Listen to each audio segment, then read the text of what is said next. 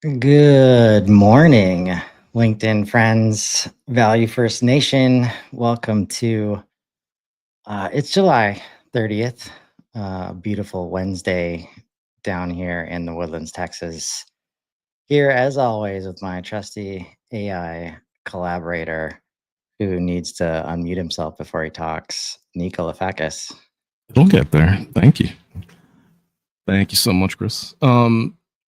Yeah, it's another great day in the world of AI. It is hot as hell over here in Ohio, and definitely feel bad for my former Floridians who, you know, bacon like clams today. And but can't say I didn't warn you. I left for good reason. So there's that. There's Meta. A lot of people what was he doing with the 15 billion? He's building a new data center the size of Manhattan, the whole island. That's how big the new data center is going to be. I think he's calling it Prometheus, right? I mean, it's got to have a name. I mean, but it makes so much sense, right? Like this might be the one that is like the end. Now it'll still be behind, right? Because OpenAI is still chugging ahead on Stargate. But yeah, it's pretty nuts. Outside of that, I think the average employee now that's on his AI team, I think the lowest salary is 10 million. The average salary is 100 million. So it's when we were talking about like abundance and like, oh, it's, that's crazy. I was just reading it. My brother sent me this other report yesterday about, oh, there's 100 this year so far is like 190 new millionaires. And I was like, well, that's weird. We're tracking behind.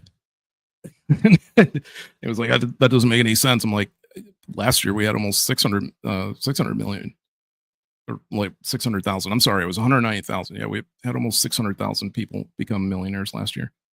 And why? Well, I don't know.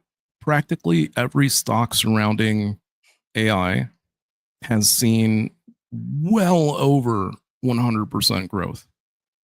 I have some that they just hover around 750% increase.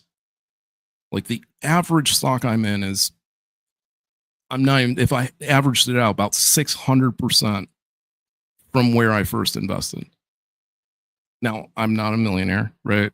I'm not that type of person. When I go to Vegas, I take out $100 and we'll see what happens. That's just the way I am. I know a lot of people are like, what the what? I don't, I'm sure even my wife. Interesting dynamic for sure. Yeah. That's the whole thing of abundance, right? Like everything being equal and openly accessible. And it just, may not seem like it, but all of that, we talk about trickle down economics. Like this is actually what it looks like. It looks like people who were barely getting paid 150, maybe 200K, now getting paid close to 200 million. And then all of that money's got to flow because they got to spend it. And those kind of people, like, not for nothing, but like even myself, you give me that kind of money, I don't know what to do with it. So I'm going to have to spend it on other stuff that's way more useful than whatever the hell it would be doing in my bank. Like, I don't know, the richest woman in the world who just developed a new AI-centric medical facility, right? Almost as big as the average data center, but oh man! But we'll get there. We'll get there with the equations. So medical facilities instead of yachts. That's what you're saying. Yeah. I mean, go figure. There are some people that do good things. There's a few of them out there. It's pretty easy to watch the ones that like have figured out. And this is me assuming positive intent in most cases because I don't find a lot of value in doing otherwise. But like once you understand the system and the game you have to play, like if you want to help as many people as possible, as quickly as possible, you need a lot of money, right? And so, like, say what you will about whatever philanthropist is on the news at the moment, like whatever the approach is, I think in most cases they've decided that that is the way. Like, Hmm. want to have impact, they want to have influence, and they need a lot of money, like to do it, right? Yep. Um, so it's going to be interesting to see that shift. And again, like democratization and abundance means you won't necessarily, need that very soon. Um, I mean, how that's soon is going to be interesting to see, but I, I don't know. The timetable, in my opinion, just got moved up. Uh, elsewhere in the world, while America, unfortunately, through its unfortunate leadership, has decided to stake its claim as being, first and the best, and that we're going to win in terms of this AI Cold War. You know, the other side of that, you have China, who is right on our heels, right on our heels. Oh yeah, and Jensen's now allowed to sell them higher grade chips. So they're right on our heels, and they say, "Hey, how about the rest of the world? How about we all band together and work on this problem?" And what was the reason? So we see our leadership, and our leadership's reasoning is essentially like we want to be the best, and from what I hear from frontline, we want to have control over it more so than anybody else. Fear is bad actors. Okay, not entirely sure, right? I could totally understand that with, not for nothing, I could totally understand that with like some, uh nation, like some nations of Islam, right? Like I could see that. Uh could totally understand that with terrorist stuff, but I don't see it with China, right? Like I'm just not seeing this like global domination thing right now. Maybe it's coming out of left field, whatever it might be, but what's crazy is that this open source method has caught up to us within like a year. So, like, in 1 year, they've done what 2.5 years of research we've been doing in terms of building models.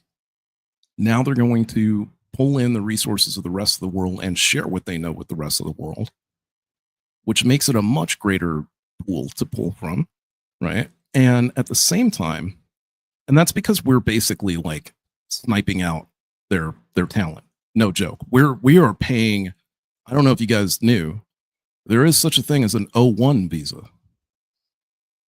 So we're not just paying. I'm not joking. We're not just paying people overseas $100 million salaries. We're also giving them insta citizenship. H1B, you can work here, but after work's done, who knows? O1 is like, hey, welcome, come on in. Right? That's how far we're willing to go to get our talent. Now China's got the rest of the world in terms of their talent pool. So yeah, the acceleration is going to happen. Thankfully, the reason that they are doing it is because of safety. They feel that they need to be doing it on a global scale because all eyes need to be on how far this thing can get, what it can do.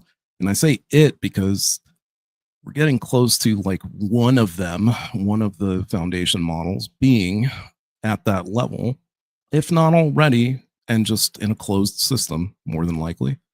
And that's what I think it's going to be. I think it's going to be in closed system for quite some time before we see it.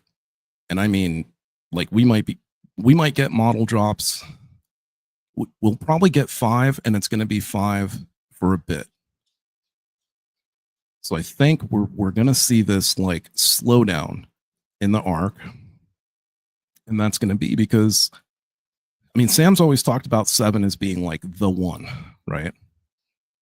And we're 2 iterations away. We went from 4 to like 04, well 4 to 03 to 04 pretty quickly, and now we're on 5. So 6 should theoretically, if we were going to see it, should be right around November, right? Maybe even before. Definitely by December.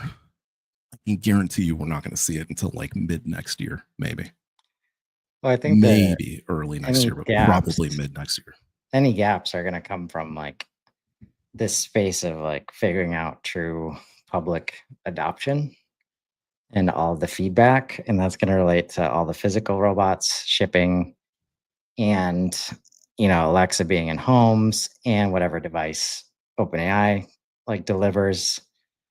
It's going to be an entirely new layer of like feedback and training for all these AI Mhm. systems. And it's going to take a minute, maybe literally, but we'll see, uh, for them to like bring that in with a new variable of like physical interaction in all the ways, um, in a way that doesn't like completely map over like the digital space that we all interact in like as well.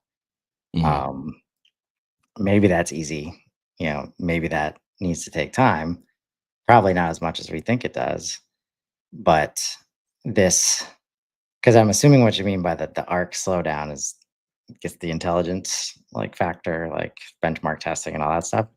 I And just mean the release of models, right? I think okay, the intelligence is definitely, I mean, I think 5 represents the closest to vertical we're going to get. And I'm really sure that whatever they have behind closed doors is definitely, I mean, Google's got a self-learning model specifically tuned for medical, but they're going to have it for science. Guys, you have to try to understand that we have compressed in 2 years the like 100 years or so worth of electronic just technologies, right? So 100 years of computer science, right? We've managed to smash that in like 2, right? Everything that we pretty much thought we knew about, all that stuff, just smashed right through it, right? All the theory, like we smashed Moore's law, like just again, we just smashed it. Okay.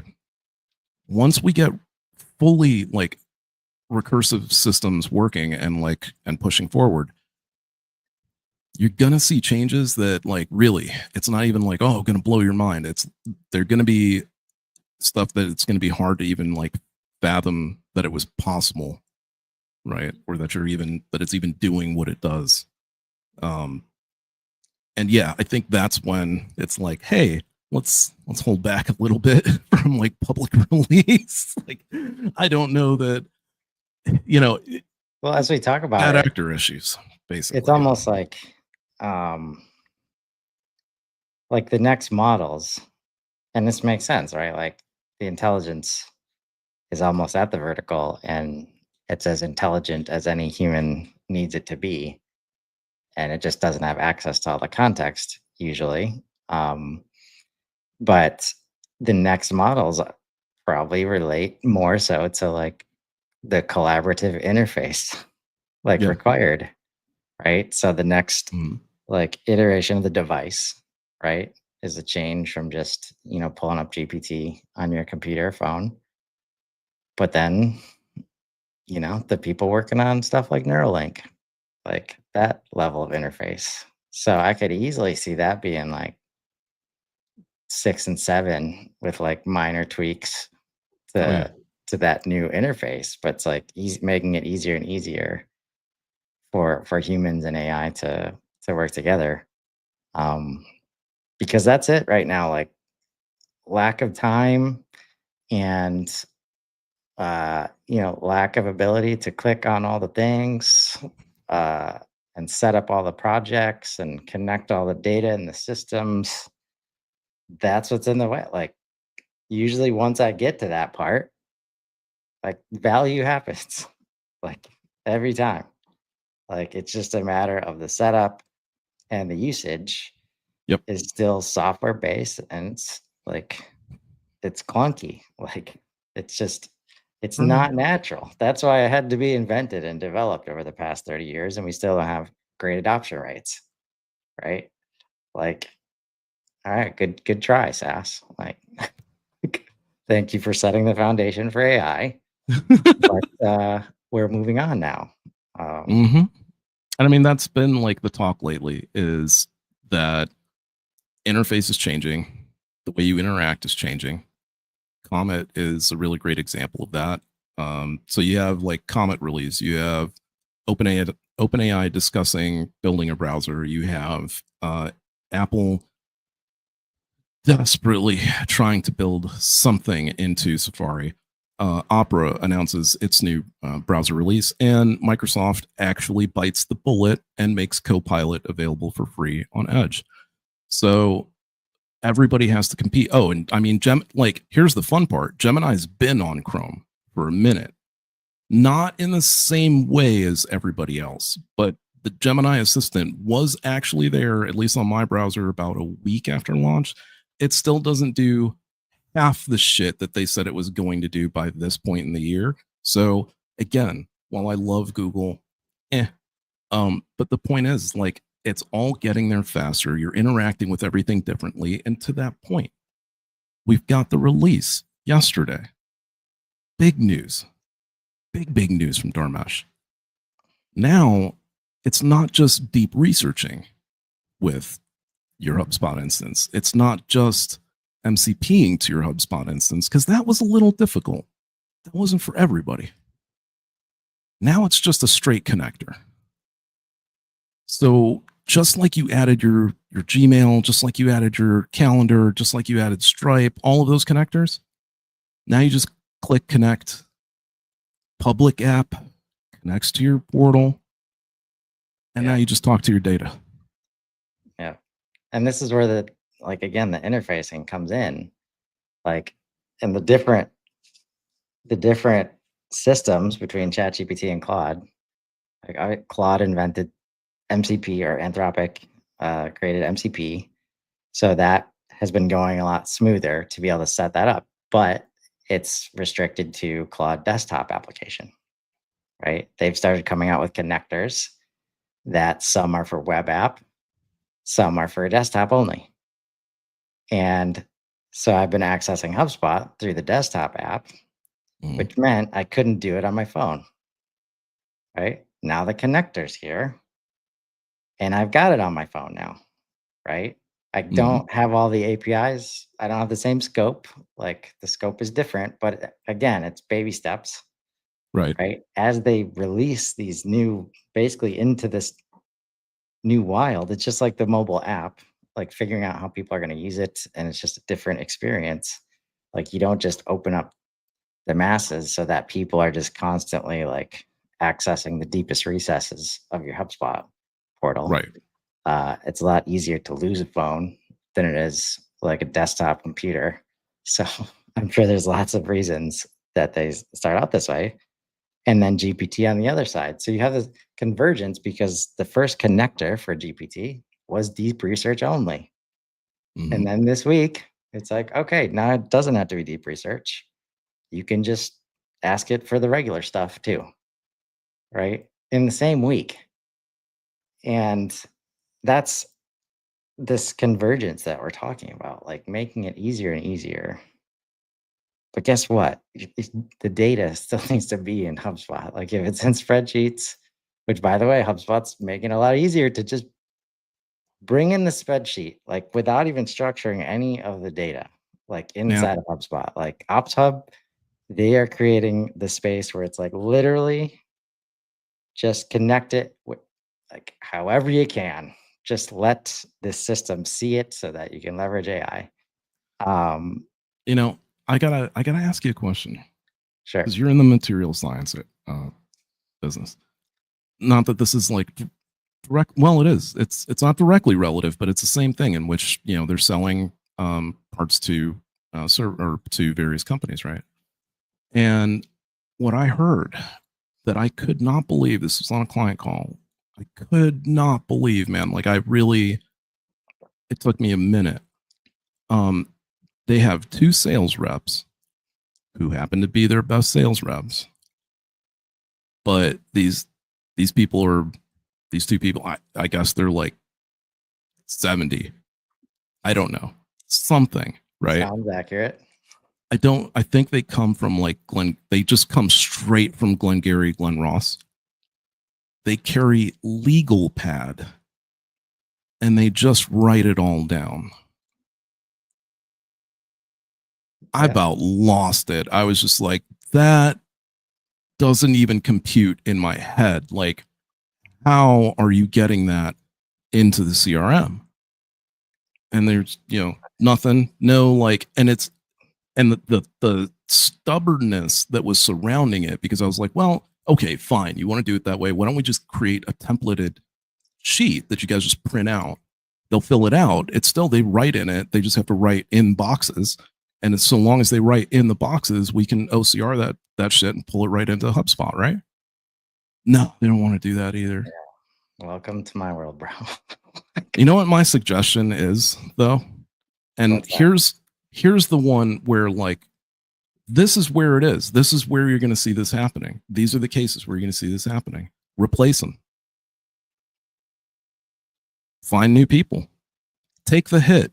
Hire somebody new. Take the hit to hire a new salesperson. Groom them until they get to the same level of MRR, or whatever it is you're after, and then knock out one of the old guys. Yeah. Right. And if the next old guy doesn't shape up, hire another sales guy, and I bet you fire lights right under their ass. Right. Well, let me see your pieces of which is the form I got to fill out. Keyboard. What's a keyboard? I don't even know. It's time to shape up, man. You're a little cute right now. And it's where most of my value first efforts come from, that specific problem. Because that industry, since 2011, they've been staring in the face an aging workforce with no clue on how to like backfill, right? Even to the point of last year, like, so 2011, 2024, they've done nothing to try and solve for it, because they really haven't been forced to. And but what it has taught me is those people, they're so good. Like, the CRM is in their head. They've never been asked, like, really to put it anywhere else, because they get the job done. Right. It ends when you try to scale beyond them, or when you try to create transition plans, right? Leaders aren't good at that part. So they make it feel like replacement, which makes me less likely to put stuff in the CRM, right? And it's not like the switch has nothing to do with data entry and process and everything, to like aligning with what people want to achieve, right? Which is not dissimilar for what we're talking about like every day here. Like, the choice to either see AI as a replacement or as a collaborative partner is a massive difference, but it doesn't take that long to get somebody there once they try it and feel it, right? Because some of my favorite comments after like pushing through this are like, man, this new guy, he's picking it up quick. It's like, yeah, because he doesn't have to do ride-alongs for 6 months, because all the data is in your head and all the process is in your head, right?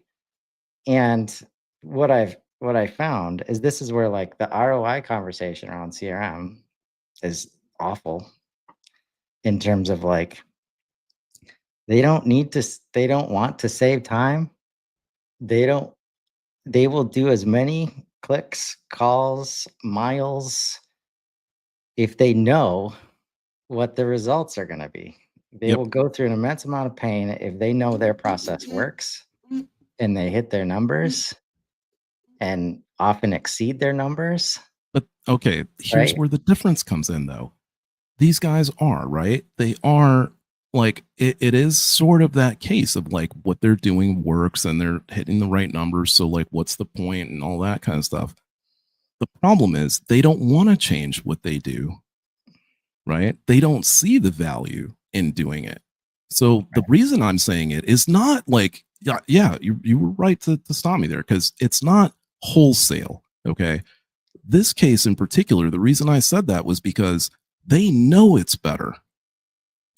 And if they did it, it would benefit the entirety of the team, the rest of the team. And maybe that's what it is. The rest of the team would be able to glean the information and be able to understand, hey, this is how I should be doing things. Maybe this. So all of a sudden, the entire organization starts making more money. Yes. That is what I found to be a better motivator is help your neighbor. Like the people If it that you works. want to be doing these things better. That's where you start to align it with language in a way that's not, attacking them, which is very Mm, easy to do. And that's where every admin I've ever seen is like, why can't you just put the data in CRM? It's so easy, blah, blah, blah. And it's like, look at the rest of CRM. Like, give me a reason. Like, show me how that's going to help me. And if you can, in that moment, say, well, this person that you get mad about taking so long to do the quotes for you, now they can do it faster and without errors that you have to fix every time. Right. If you can't mm, connect it in those very contextual, like we talked with Clement yesterday about the importance of respecting context and timing is more important than it's ever been because everything is moving so fast. And if you don't catch it in that moment, like he's got another call to go to, another event to be at, another quote to do, another email to respond to, right? And if you mm, can't help him in that moment, this is where things like super come into play. Like everything needs to be contextual at all times. And when you can't be, I'm relying on my brain because it is contextual when I need it to be, like in that moment. It's obviously doesn't scale and it creates consistency issues. But in those organizations, another way they get around it is these roles are often full funnel account managers. So there's a lot less handoffs and they own the relationship. So there's a lot less like, misalignment in the message that the customer gets. That also makes these roles super protective of anybody messing or talking to that customer ever, right? And it is a paradigm shift that now even that stuff is not working because you can't be present all the time, like in this world that we're living in right now, even the traditional industries. But the last thing I'll hit on, like what I found in recent years is like government regulation and standardization and stuff like that. Those kinds of organizations move at 2 and 3 year intervals. So there's literally you're disincentivized to move faster than that because the products you create do not comply with the current standard or method. And you got to do a shit ton of work to make it comply, even if it's the best thing since sliced bread and helps everybody and like is lower cost and everything makes sense. You gotta go through committees. And the next meeting is in 6 months. So we'll see you there. And it's not designed for this world, right? This is this is at the heart of value first and why I took this approach of like we've got to find ways to help leaders like find the path out of this infrastructure that mm. cannot, persist. They feel it every day. They just have no idea how to get around sales comp structures, right? Even though the salesperson will tell you this thing doesn't make sense. We need a guy for this. We need a girl for this. I'm having to do everything digital now. Why do I have a region? Like uh everybody feels the friction, Yeah. right? And AI, that's where if you don't move, AI is going to solve it for you. And if you're not a part of that, it's more likely that you're not going to enjoy the benefits. But my favorite thing in the last month that I've discovered is those notes, especially with what we're seeing with HubSpot, unstructured data and the ability to look at files and summarize them, look at PDF files. Mm, You can start bringing those, you can just start taking pictures of those notes that they like to write and bring them into the CRM and it will be useful. Like in the CRM, it won't be buried as an attachment in a list. Breeze can now access that stuff. And that's where I've moved from, if you haven't digitally transformed yet, good luck, to everybody literally has an opportunity to skip it. Like, just skip over all the challenges that you've had and just let AI bring you up to speed like overnight. But the mindset has to be there. Like, That's the important part, yeah, is like being able to actually change the way that you think, change the process. And just saying that, right? What's crazy is that like this is the first time ever, in my opinion, that it's too easy, right? Like if you saw Clement's post this morning on LinkedIn, like that was a perfect example, right? He'd waited around, and it's not like, and wait to the end. He'd waited around on doing anything with like agents and getting like too deep in that. Like, yeah, he was using GPT, but like not that big a deal. And so all of a sudden, what was it, yesterday? He takes time and he builds out his first agent. And it took him 5 minutes. And he was completely blown away. And now he's got this bug where he's just going to start building agents and doing all sorts of crazy shit. After 5 minutes of just messing around in something he didn't know how to do in the first place. Like, I don't know how many times we have to tell you guys that, like, it is the easiest thing you will ever have to learn in your entire life, because it's actually the funnest thing. I have never in my life had so much fun learning a new platform, a new way of doing things, a new way of working with computers. Never. Like, it's so awesome. Anytime I want to, I can just talk to it and tell it to do something. I can just set it, tell my agent, I need you to start doing this every day. I can just build out software that I have this problem that, I can't connect these two things. All right, well, let me just go vibe code a piece of software and give me the API keys, and boom, it's done. Integrations are done. Like, it's just, even if you didn't know how to do an integration, you can do one now.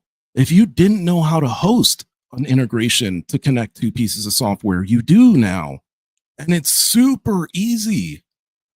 Like, it would floor you how easy some of this stuff is. Not gonna lie, a lot of the more difficult stuff is actually difficult. But for the majority of what most people want to do, which is either build bridges between software, build something to save them time doing stuff, like internally, we had